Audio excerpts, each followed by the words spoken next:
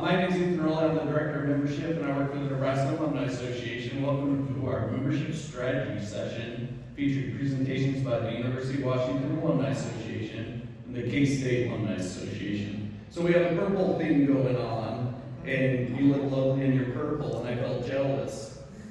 And I don't get to wear this very often, so this is Husker Day for Colorado Rockies, so I excuse, you're very pretty in your purple, now I'm the pretty in my purple.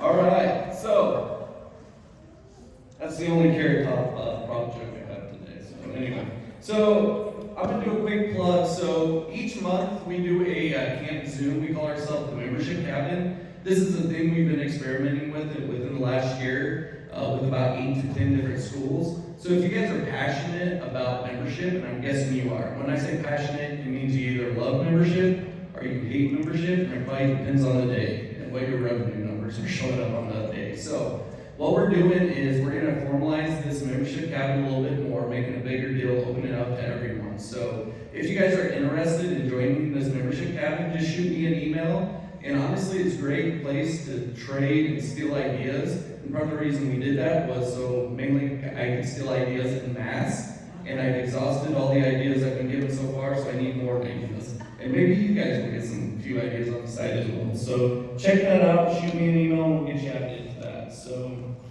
all right. So we're going to do the presentations here. We're going to do questions. We're going to do a little bit different. We're going to do both presentations, and then at the very end, we'll do questions for both of our schools.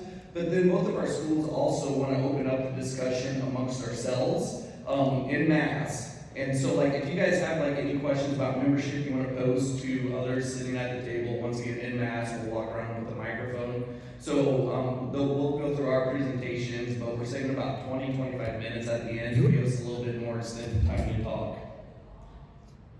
Okay. All right. And then this session will be recorded as well. So I'm going to invite Taylor and Rachel to start coming up to the stage. So from Washington Alumni Association. So Taylor White brings over 15 years of service to the University of Washington Alumni Association. She's been in her current role as membership director since 2015. She's a fourth generation Husky. She graduated from UW in 2004 with a BA in Communications. And in her role, Taylor orchestrates membership growth, revenue strategies, and innovative acquisitions and renewal approaches. Beyond the office, she's a Seattle native, raising 2 kids with her husband, living just up the hill from Lake Washington. When not in the office, you will find her in the garden, or on or by the water, or in the parking lot throwing tailgates for her friends.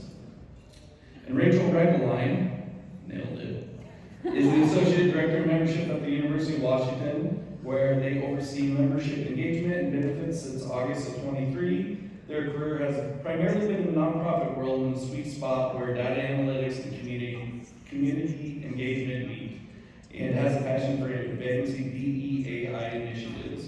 She's alumni of both UC Berkeley and the University of Washington. When not creating pivot tables or member programs, they can be found reading, crafting, including knitting during camp sessions. I noticed that, I saw you. And then spending time with animals, exploring the Seattle craft beer scene. Let's hear it for Washington.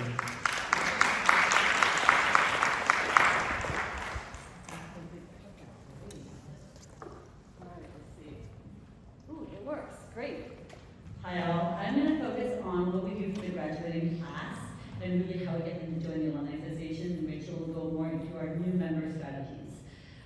So here we go. Since 2020 we've been offering free memberships. I think that's pretty common with the COVID pandemic, but we've continued that. So we launch all of our new grad things on the first day of spring quarter. For us, that's in late March. Our graduation is later than most. Our graduation is in like early mid-June. This year is June 8th. So most of our efforts are focused in April, May, and June. So we launched the first day quarter. We give away free memberships. This year, our focus, since we've seen a dip in numbers over the past 2 years, was really getting folks to join or opt in at a free level. So we really hyped those free digital memberships. We call it digital because they don't get a membership packet. They get all the perks being member, but they don't get any like physical member card. And then with that free digital membership, they have to opt in as well. So that's key for us. We didn't want to just give it to the entire class. We really want them to opt in and say, yes, I want to join whatever you are. And then our goal next year then is to show them what we do and why they should renew. So might think we wanted numbers and we wanted revenue. So we asked them to get a free membership. We also asked them to upgrade to what we call a full annual membership or a life membership. And we give them a member kit. The picture's up there, I have one here as well. And the license plate frame is still really successful among our alumni. So we have that in our kit. We also have sponsors who give us things. So it's really a lower cost. AT&T pays for these bags. Starbucks provides gift cards. Our other benefit partners provide inserts as well. So it's really I think if I price it out, it'll show you the value is higher than $20. But it's an easy way for folks, and especially parents, to give a cool gift to their grads. And the big way that we get folks to sign up is we have a couple ways. The biggest way, we partner with the Office of Ceremonies. We don't actually hold grad fairs. That's all through our Office of Ceremonies, who holds commencement. But when they are buying their cap and gown on site during the month of May, one of the click-throughs is membership. So they physically have to go in there and say, yes, I want a membership. Yes, I want to pay membership. Or, no, I don't want to be involved with you at all. So that's how we get the majority of our memberships. And we also partner with all sorts of campus units. I've listed them all up here. All these units have promoted membership for us in some way, shape, or form this year. And then we also work with our local college pub, and they promoted membership for us as well. So again, giving that free membership really helps other campus units because they see that as an easy way for their grads to stay involved with VW, and they don't have to do anything, especially because they're pretty small departments. Oh, sorry, and then I missed the other one. We found out QR codes work. It's nothing new. New grads really love to use a QR code to join. They don't really need to use the Clover devices or anything clunky. They just want to use it on their phone. So we're trying to make everything phone friendly, mobile first these days. This slide shows you everyone, all the activities we do. So the engaged side are all the events that the Alumni Association hosts or puts on for new grads. The partnership side is ways that we engage with campus units and other activities going on that we're either there on site selling memberships, or we have some major program or part in it that might not be on site, but we are involved in some way. So we really think about this as a cross-campus effort. And so I'm not going to go over it all because you can read them, it's a lot. Oh wow, that slide did not show at all. This is the numbers slide. So, let's see. Okay, well, let me grab. Basically, this shows the number of memberships we had year over year. Oh no, sorry, this is our parents' grad slide, sorry about that. So we do a big parent campaign. I think we could be better. This year we only got a mail about 5,200 households. That's because we did a CRM switch in the past year, and I think our data is still a little messed up. But we get a lot of revenue off this, and we don't spend a lot. So we get, it's a great way for parents to give a cool box to their grad when they graduate. So just last year, stats to you. Sorry, it's cut off a little bit. But this year we definitely increased the number of gift to grad memberships compared to last year. We really only focus this effort come late April through June. I like what Patty Dave says, where they do it year-round, but we do late April because we try to go after tuition is due. I don't want to go mail them like around the time tuition is due because it just seems like the double hit to parents. Numbers, everyone loves numbers. So as you can see, in 2021, our numbers were huge. That was the year like COVID, vaccines were up, so everyone wanted to just be part of us and check us out.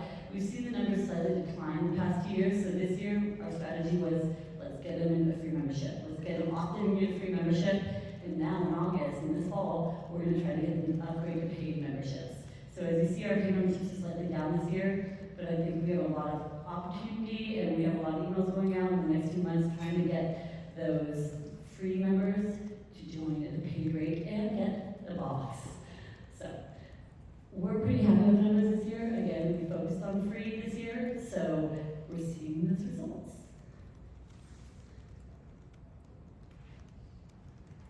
Quick, I said it would be quick. We really want time for conversation in the end, and I will leave questions at the end as well. But Rachel, come on up.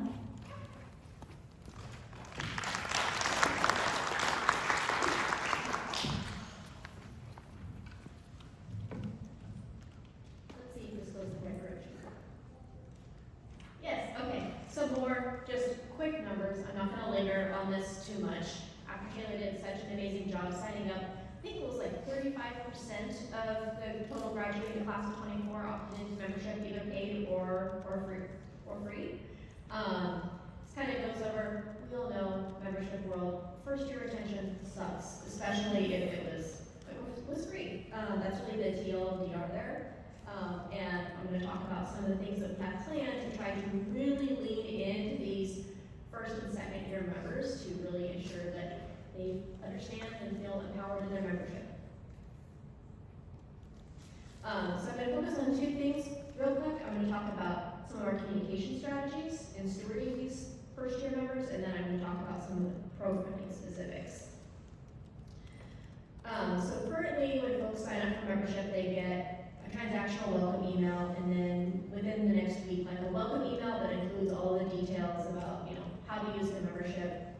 But we want to add in kind of a onboarding email series that's staggered out. We're still working on what the timing will be for that, but this is an outline of some of the content that we want to include in that. It'll probably be on a weekly basis in the first 2 weeks of their membership to really get them in these bite-sized chunks to learn about their membership. So some of these are going to include kind of keeping in the loop with the goal to really set expectations about how can you expect to hear from us? What kinds of communications are you going to get from us? Introduce our app. And also let them know how to get in touch with us, making sure that we're establishing two-way communication. We are, after all, in the relationship business. I want to do another email on benefits, what they are, our unique approach. We can talk about that afterwards, but we are not trying to be AAA or a mass discount. All of our benefits tie back somehow to the UW, supporting alumni, supporting the UW. It also suggests bookmarking our new and updated benefits page, and again, reminding about the app.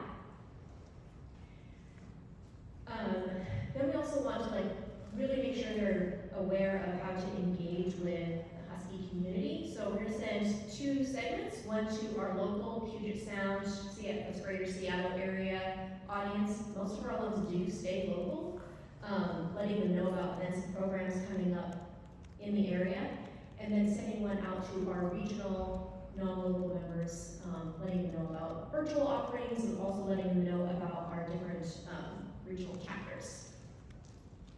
And finally, last but not least, an email going into their impact, making them feel good about oh yeah, this is why I'm a member, I get this cool stuff, and I'm helping benefit future Huskies. Amazing. Some quick other communication changes that we are trying to make, again, really focusing on making sure that all of our communication is read and relevant to our first 5 years of graduation. So, mobile first, short, clear calls to actions, explicit event details. We're really hearing from Gen Z that they want to know who, what, when, where, why, what to do when they show up to an event, making sure those expectations are really clear. Another thing we've added into our communications that's been really handy is in most of our member emails, we have a digital card module. I'll show you one here. This is mine. Please don't use my membership. But this is at the bottom of all their emails from us. Oftentimes at a check-in or member event, or there's a member perk going on, they need to show their card to claim or get the special pricing. If they don't have it and they don't have the app installed, we can just quickly say oh, do you have a recent email from us? And they can pull it up and find out their membership details.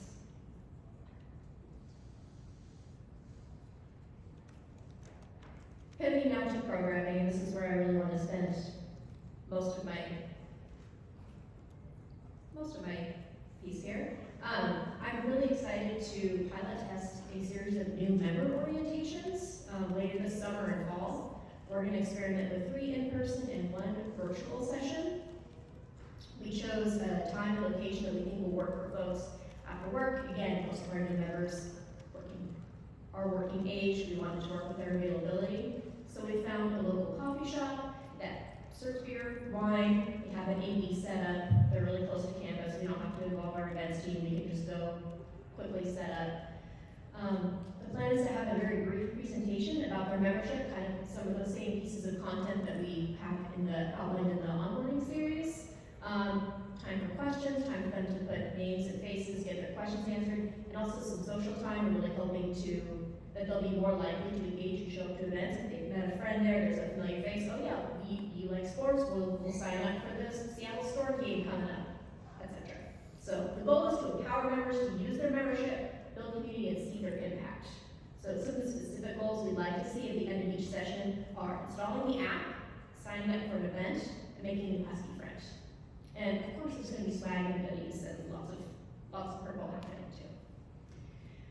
We're also developing a virtual orientation as well. This is still in development. I want to figure out how to kind of build in some of that social, more interactive piece and not just be me reading through a PowerPoint. We'll be working with our regional associate director to make sure that there's some involvement, letting people know how to sign up for their local chapters as well. We don't know how these are going to go yet. You can ask me next year. All right, so for our member programs in the coming fiscal year, we're really focusing on our new and recent members. We know once we get members to sign up, renew about twice, they're in. They bought in, they know how to use their membership, they're gonna show up to events, they're gonna read their emails sometimes. So we really want to be intentional about everything we're offering and making sure that we're really speaking to this new grad audience. So some of these programs are new and some we're tweaking from previous years. This first one, yes, Luminary Walk. We have a very cool botanical garden and arboretum, and around the winter solstice, we've partnered with them to do a luminary walk. So they have like this lighted path through the forest, and they also get the chance to like have hot chocolate or hot toddies and make like crafts with some like garlands. And last year was our first year doing that, and we saw a lot of families with children for earlier session, and then later in the evening when we saw our younger audience come in, they didn't do so much of the crafting, they were more interested in the socializing and going on the walk. So we're going to pivot more intentionally this year, have it be a little bit later, have less space dedicated to crafting for the second session, and really kind of market it as to a younger audience. Next is we've heard loud and clear and often from our young alumni and our Gold Council that they care about mental health. And I think we heard some of this in the about the life balance desire from young alumni in the last session. So we're partnering with our Resilience Lab, which does amazing work on campus with our staff and students on well-being, on resilience, on just some fantastic research and resources. So we're going to offer a mini retreat in January, post-holiday, post-election season, to offer some support on individual and collective resilience to our members. We're renting out a space on the lake, on the Waterfront Activity Center, and just going to have like a Sunday morning brunch and self-care experience. And this will be our first time offering this. Next year I have our theater nights. We partner with UW Drama in the spring to do usually have a happy hour, go see the UW Drama play this season, and then we'll have like a talk back panel from like local faculty experts on whatever the topic was. We did a really cool one this last year on AI and art. It's very interesting. And we have seen a diverse range of ages in the turnout. So this year we're specifically choosing a play that we believe will resonate with the younger and more diverse audience. This one in particular we believe will resonate with our queer and trans alumni. Doing a play that's on I think it was a trans or non-binary person in the 1800s that did like around the world voyage on a botanical expedition. It was really fascinating.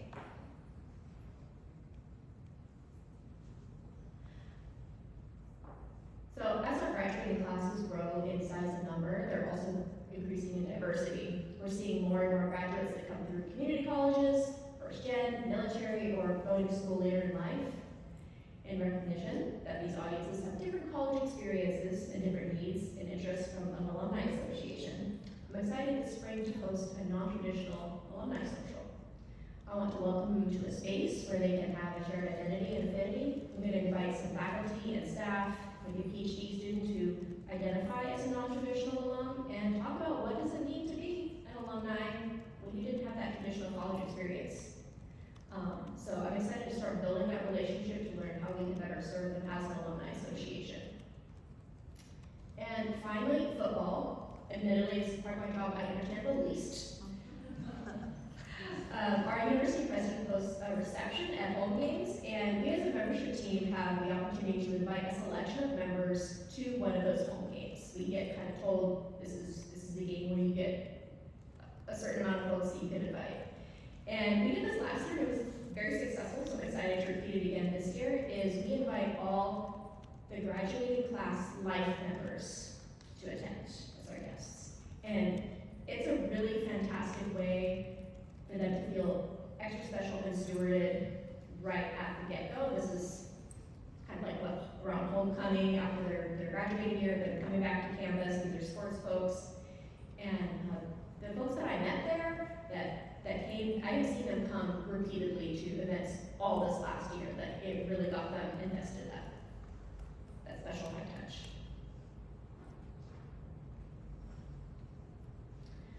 All right, and finally, I'm not going to talk about this one as much because Megan's going to go into a lot more detail.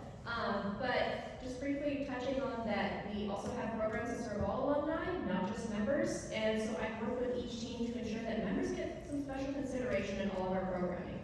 Perks, giveaways, special pricing, early access. Megan will talk more.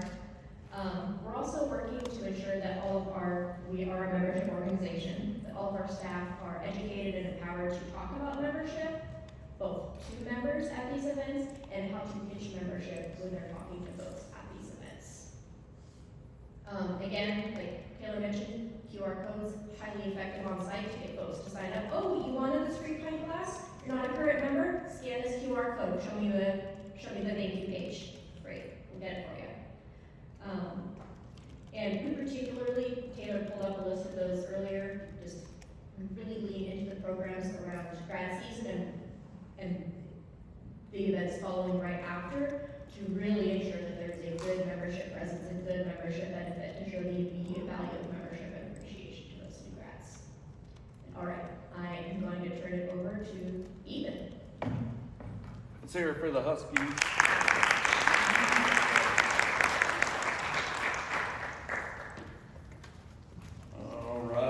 Moving on to Wildcat.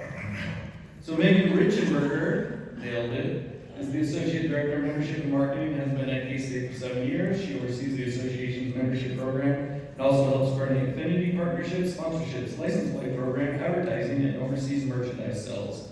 As a graduate, Megan is a proud K-Stater, loves cheering on the Wildcats with her husband and 2 kids at all home football and basketball games. In her free time, she loves spending as much time as possible at the pool or in the lake with family and friends. Let's bring up Megan.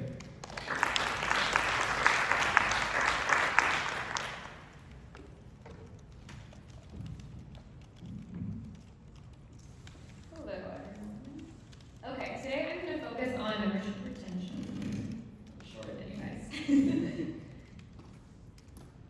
Okay, so last year our board of directors decided that we've been talking for years and years and years about how membership is a priority at K-State, but we've never really invested resources in this to really see what are we doing right and what are we doing wrong. So our CEO was around for 40 years and retired last July, and so it kind of gave us an opportunity to really rethink membership.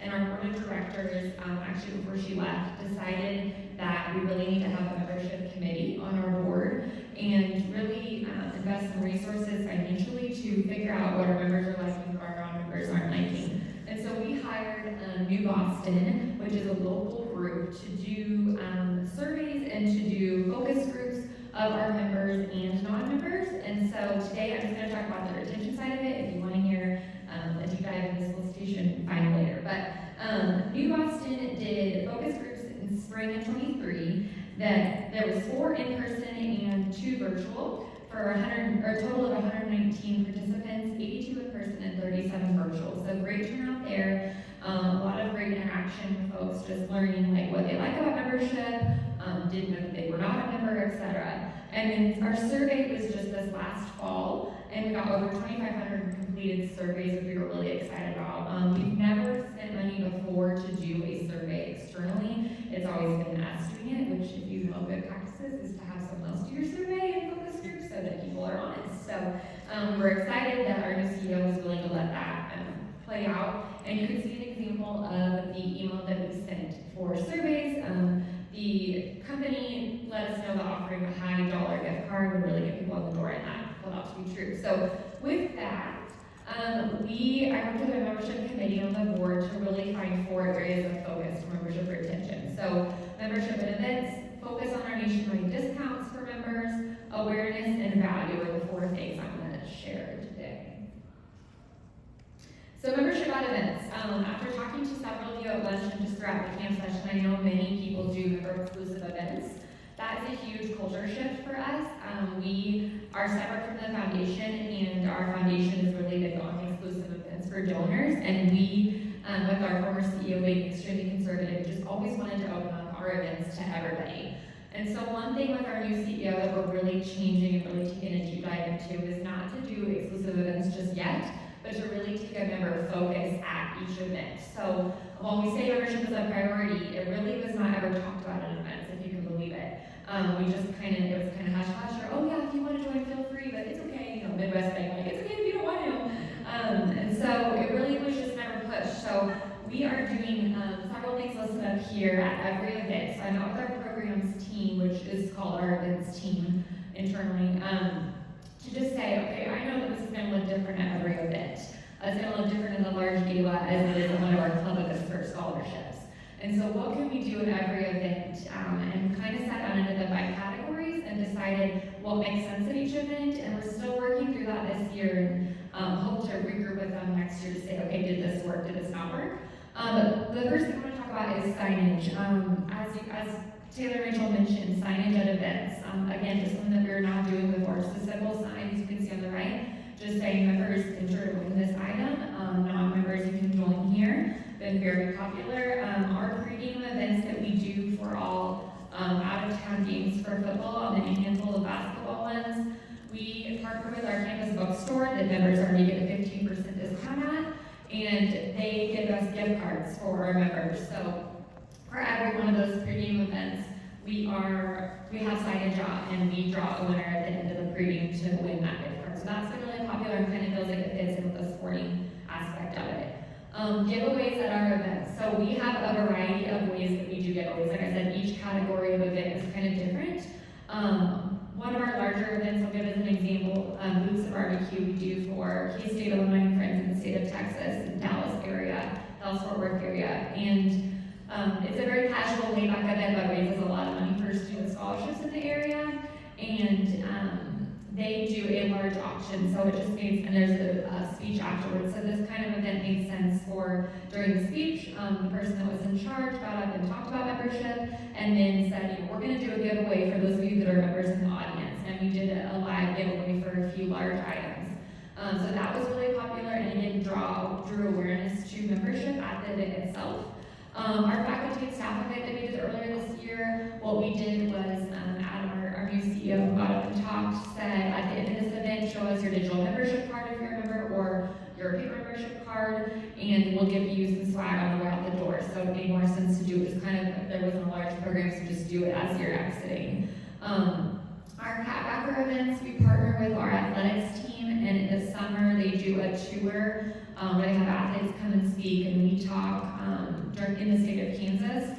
And so again, another opportunity for us to just speak, and then we gave out these tech decals that you'll see here on the screen to members as they left by showing their digital membership card. Also another way to get them to download the app and show their card.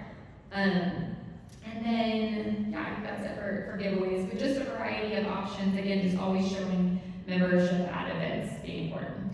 And then verbal recognition, again, this is just something that we did not do previously. And so getting up and asking for membership and talking about what it means and how valuable it is to the association. And then emails, post, and pre-event.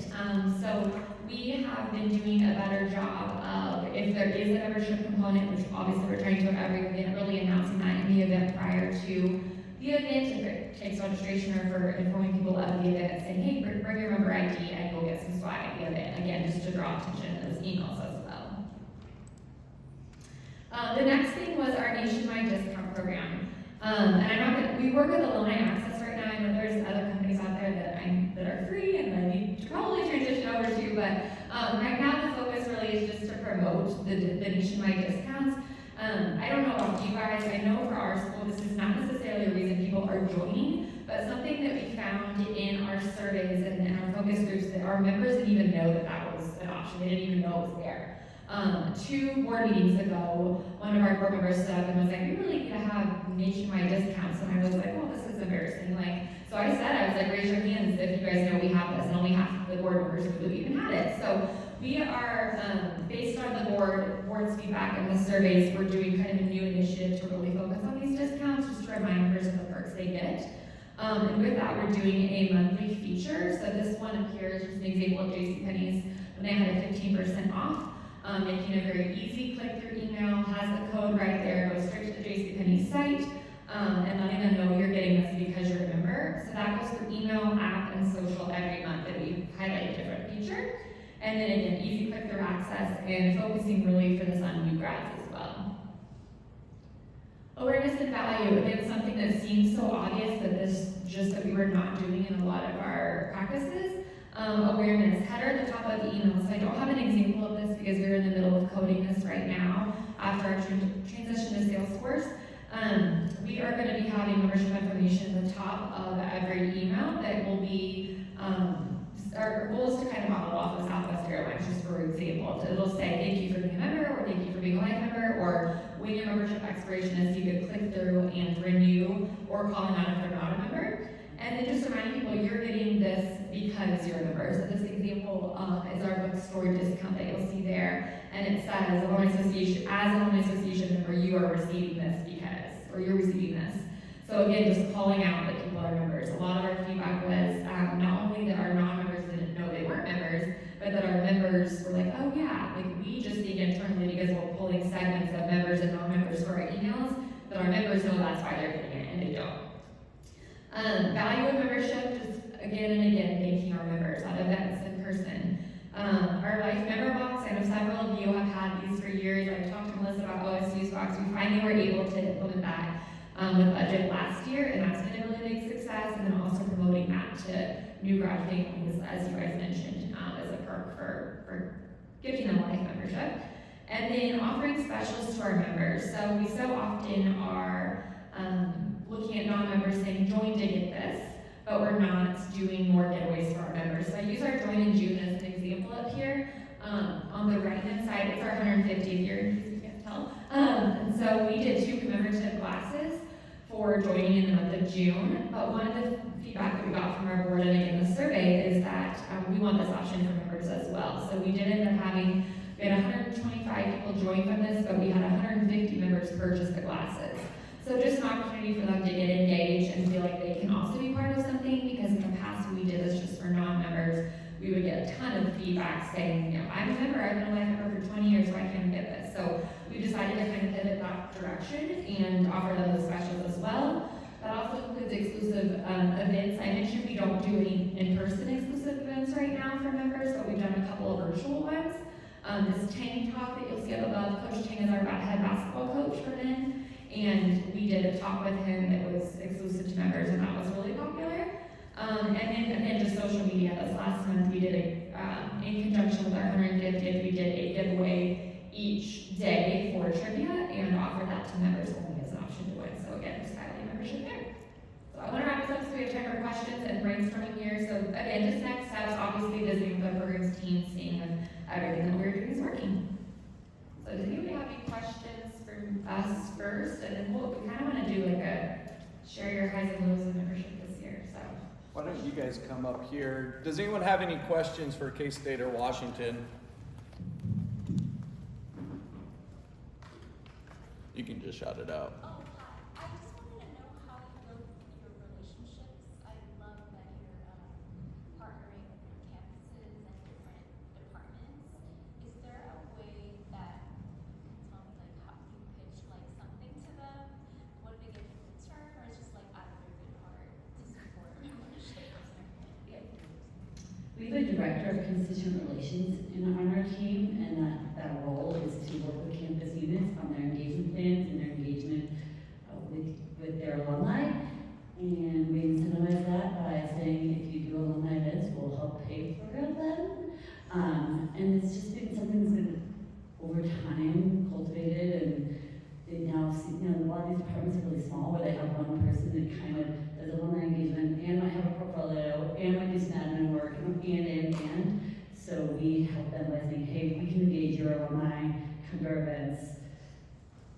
our memberships and we can do this for you, or those kind of things. It's been really a partnership over time too, that has been a collaboration and we've been working top down in a way. So we work with what we call CAOs, which are, I forgot what they're called. Anyways, it's the heads of the management teams, and then those folks are, all of them all know what they have to work with the alumni association. So it's been a slow roll, and the number of partners up there that I listed earlier has been years in the works. So I talk about membership and we have these monthly meetings too, where all the units come together and talk about engagement.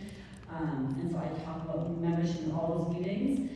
And then I also reach out to partners that I don't hear from. I'm like, hey, you want to do this? You want to do this? And it's a lot of just emailing too. If you have an answer, go ahead. This question is for Washington, but Megan, please feel free to hop in as well. You had mentioned when it comes to staff training and making your staff very comfortable on that pitch. We consistently try and do that and consistently hear that people don't feel comfortable. So what does that staff training look like for you guys? Can I say something first really quick? Okay, you reminded me that I forgot to make a note of one thing on my slide that is in relation to your question. So we implemented this last year. Name tags at events, we've always had those, but they're just white. And this year we implemented purple name or lavender name tags for our members. I forgot to mention that on my slides. And that has been a huge success in like training staff and board members for like their elevator pitch as like a, hey, we noticed that you have a lavender name tag. Thank you for being a member. And if you don't, kind of entering, like using that as a, oh, I noticed you have a purple name tag. Or sometimes people will ask for a staff pin and opens the door to say, give them the elevator pitch of why we want you to join the elevator. So we are just now starting a more formalized process for this. We've had, I think, as many of us since COVID, including myself, coming on board, a lot of new staff join. So what we're doing is anytime a new staff member starts the Alumni Association, they go through a series of like onboarding meetings with different departments. And I've requested that there's a meeting to like learn about membership, and then about a month or two in, they have a meeting with us to learn about their expectations at events. To not only just give like a broad training, I'm going to be doing one of those as well, but like, so they in groups of 1, 2, 3 can really talk about like, yeah, what is your experience of like talking to people, tabling, sales, so we can work with them with kind of their unique experience. And also, at all staff meetings, we're starting to do 5-minute membership blurbs, I guess you can say. So we have it mapped out for the year, a little membership blurb that happens like this next one will be, did you know 35% of the graduating class are members? How are you going to talk about to them when you're at events? So just giving them helpful little notes about membership that'll keep front of mind of them. One more thing that we've started doing is we have a weekly, kind of beginning of the week, like, here's all the communications going out this week, and just adding a quick membership touch for our customer service team and for any events that are happening this week, reminding like, hey, like we still have, a bunch of spots open at this shopping night or this thing, giving them one little nugget to work with and to focus on for that week. Any more questions? Okay, does anybody have any wins they want to share with the group for this year? Or the ugly. Or the uglies? We want to learn things too. Nobody? Actually, I forgot I had a question. Real fast, before you guys go. One of you said, and I forget which one, that you said, quote your email, quote one of your recent emails from us and I'll have your member information. How are you doing that? Yeah. So we have an email tool called Marketo. And so Marketo links to our database and pulls that data. Okay. So it's always updated. So it's a module in our email system. I think there's other tools that can have that happen as well. But it's been really great. And then our members will correct us. They're like, I've been a member for 50 years. You said I've been a member for 20 years. So we get a lot of those comments too. Does anybody have any big wins in terms of like steward? I have one.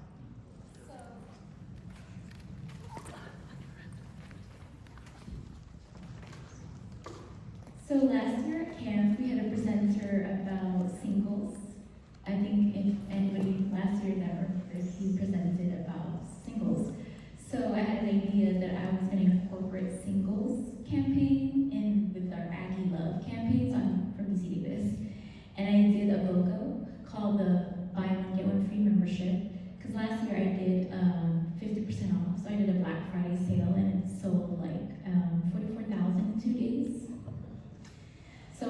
only did it for one day actually, but I was planning to do a Cyber Monday sale, but of course I didn't announce it because I want people to be like, purchasing on the Black Friday. But I was shocked to find out that it was the same performance on the Black Friday because there was a lot of anticipation. So I heard a lot from alumni that they wanted that sale back again. But I didn't want it to happen again because they're gonna expect it and then they won't be purchasing membership and wait for the sale. So the next year I implemented the BOGO, which is just this February. So that sale was also the same match. So it was around, actually more than the Black Friday. It was 45,000, but it was a month-long campaign. So it was 5-in-1 campaign. So 5-in-1 means it's 5 different audiences. So for the BOGO, the buy one get one free, I had the Aggie Sweethearts.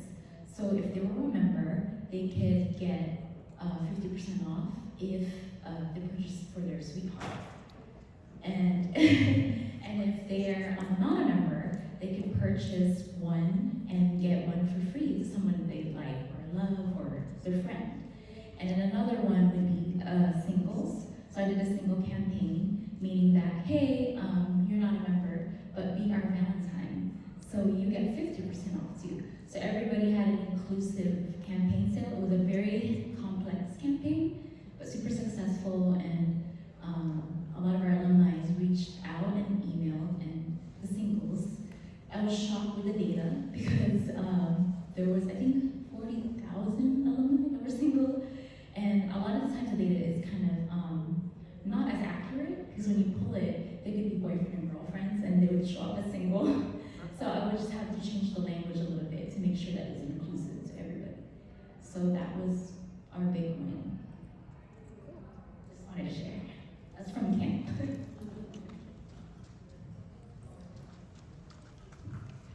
One of the things that we did for our homecoming is, obviously we have a lot of people that aren't able to come back because they live so far away, but love homecoming and want to be part of it still. We partnered with our university store who does our homecoming shirt, and we did an offering to members, basically stating, hey, here's your opportunity to pre-order your shirt. We give a promo code, and then if they order it, the free items that we give out during homecoming, we packaged with their shirt. So they only had to buy the shirt, but they would get the koozie and the button and all the things that we hand out. That way they could actually still be part of homecoming from wherever they are. And that was a really good campaign because we also sent it out to non-members of like, hey, members have this opportunity to get an exclusive commemorative pack that they can get if they just join, and then in their e-receipt, that's when they would get the code and the link to be able to go online and buy the shirt and get everything. So that was one of the things that we tried to do to give a member benefit and a perk, but also use it with acquisition as well. So that was good. And I was going to mention, I can't remember who asked the question about training, like your elevator pitch for staff. We brought some samples, and I can grab them after this session. We made like a little 3x5, I call it a pocket guide, and we did it primarily first for our board members, but now we're using it for staff, and we have a staff resources page that we put it on. But it's 5 things, what does the Alumni Association do? 5 things, why should I join the Alumni Association? And then how do I become an active member? So it really helps train those new folks and board members, especially, who don't know what we are or what we do. What is the Alumni Association? Why should you be a member? And how can you join? So those 3 questions that we get the most. Do you add those in your event kits too? So That is a great idea. And we will put them in every watch party packet this fall so that those chapter leaders have them. Thank you for that, Taylor. I'm gonna direct it. Any other tips? I can shout, it's okay. We had a couple different wins this year, although to be completely candid, we didn't hit our April membership revenue goals this year, but we did do another Life Member Flash sale. That's 50% off, 1 day, fully paid membership. I think we ended up around like 282 new Life members, somewhere around there, with revenue coming in around $180,000. So that's always something we kind of keep in our back pocket to pull out every few years if we're needing to make up some revenue. But similar to Washington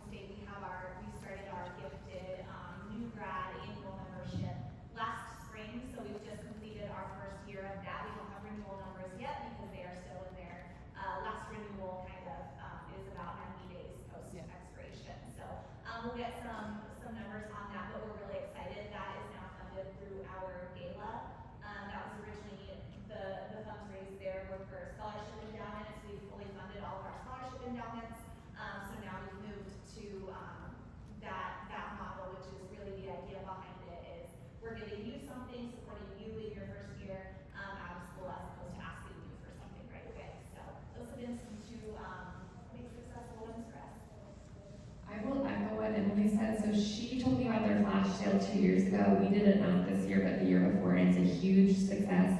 I will note that we tried it this year and tried to do a fund like for 150, like $150 off.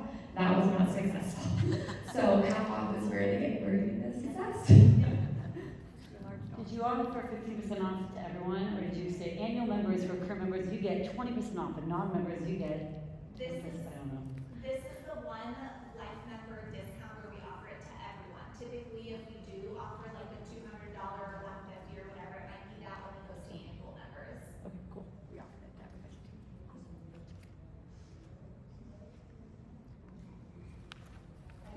You can yell.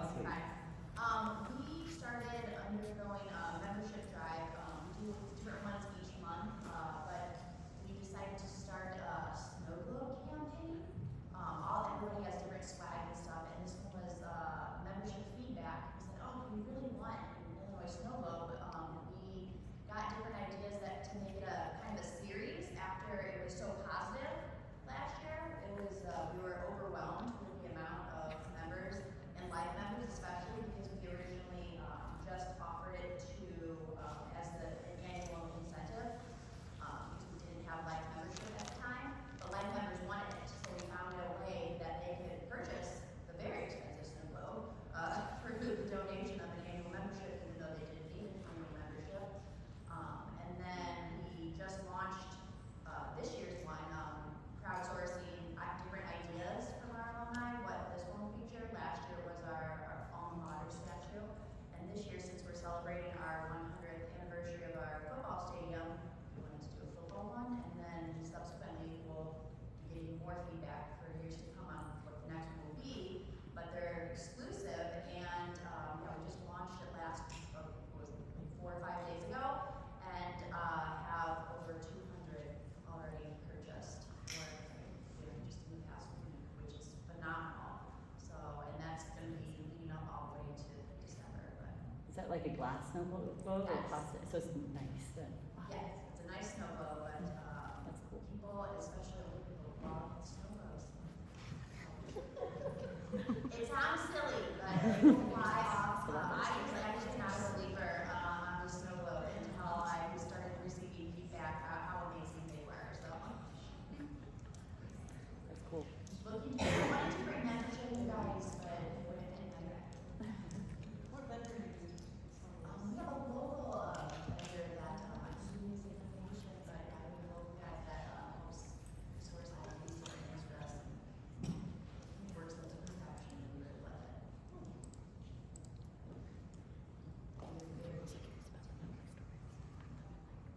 Anybody? One or two more. Any ugly stories out there? So I learned what not to do. Well, I have one, and I can We call can out do two one. schools. So it's very ugly. So we stole Penn State's ugly Betty invoice mailing. Postage rates are screwing me over. I cannot send out as much as I used to. So we basically stole Penn State's, just switched the logo essentially. But it performed very, very successfully because it was all about shots on goal for us on that. And tied to that, I don't want to put you on the spot, North Carolina, but you guys. What's the thing about your merchandise and how you transitioned away from as much solicitation? Am I making this up? I'm putting you on the spot, sorry. Do you want me to answer that one, Andrew? Maybe we got it. We have stopped doing as many print campaigns. Sorry, Cooper, did not buy as many tricks this year. We're doing a lot more email campaigns, but we're doing a little swag item. So we're putting our money, instead of paying postage and printing, we're putting it into swag. So we had a well-educated yard flag that sold out ridiculously fast.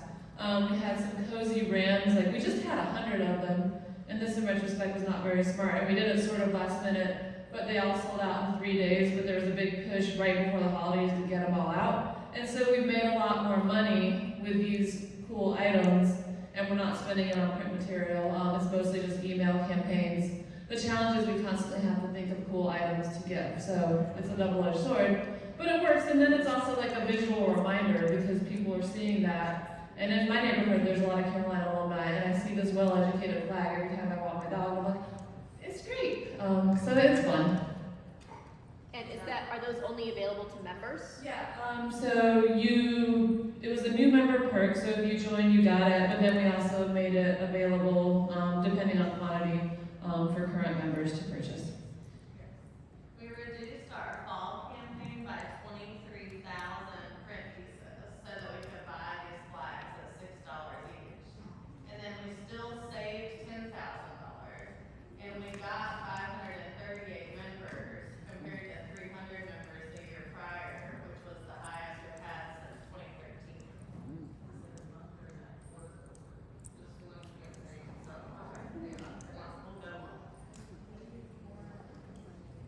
Can I ask y'all one question?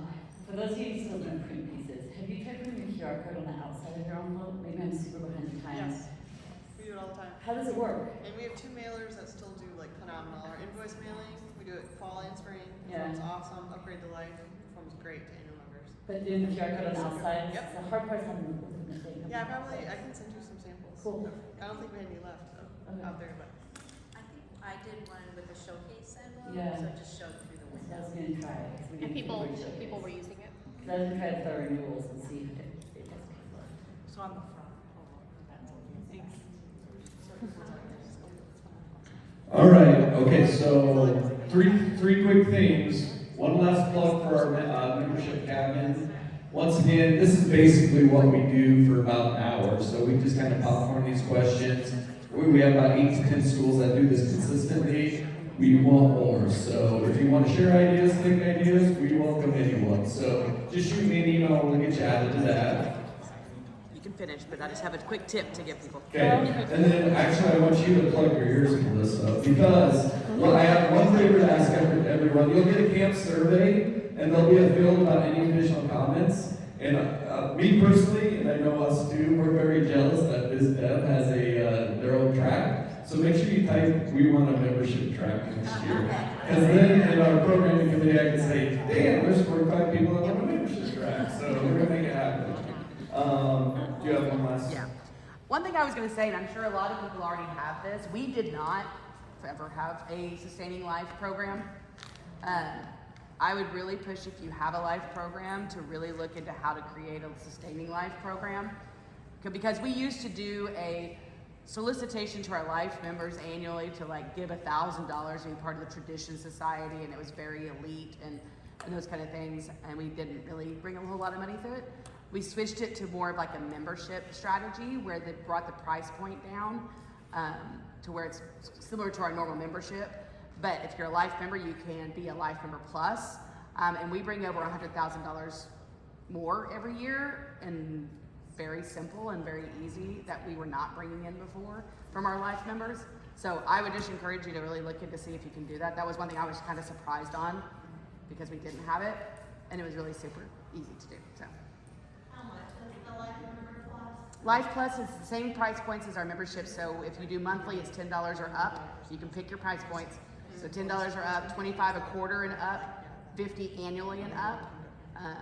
I might increase those this next year because we started off the same as our membership price points, but we might bump it up to $100 a year, equating as a minimum. Well, I will say, one thing that we do for all of our membership campaigns, because we kept hearing from life members, like, oh my gosh, I love that tchotchke you got for me, I get it, is that we send out actually 4 segments for each of ours, is our non-members, our never members, our lapsed members, and our current members, because they can purchase another membership and add a year on to theirs, and get whatever religious committee is, and our life members can make a donation of whatever our annual fund is, so minimum $35, and they get, we do those quarterly, so we have some life members who are every single quarter getting whatever our gift is, so that's been very successful for us.